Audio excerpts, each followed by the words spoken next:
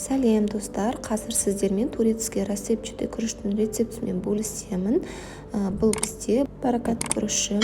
Оны осылай сүзгіге салып аламын да салқын суға жуып аламын. Одан соң осылай табама сары майды саламын, бір кесіп. Одан кейін кішкене күнбағыс майын құямыз.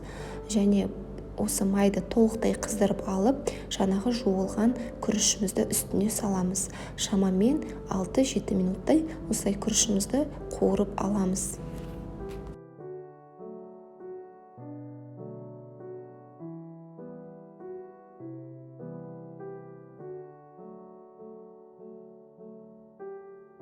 Одан соң үстіне қайнап тұрған суымызды құямыз. Кішкене күріштен асырып құйыңыздар.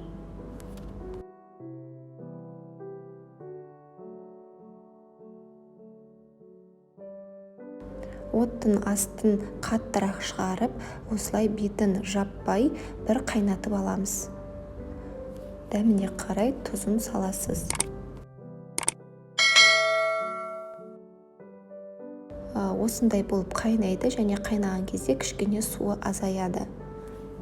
Суы осылай азайған соң бетін жауып, отымызды ең жайына қойып 20 минуттай пісіреміз.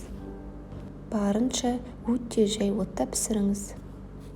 Күрішіміз дайын болды. Енді қағаз салфеткамен осылай бетін 5 минутқа жауып қоямыз. Бұл яғни артық суларын алып алу үшін. Одан кейін жей берсеңіздер болады. Егерде менің канал ұнаса, лайк басып, подписка жасап, комментарий жазып қойыңыз. Сау болыңыздар.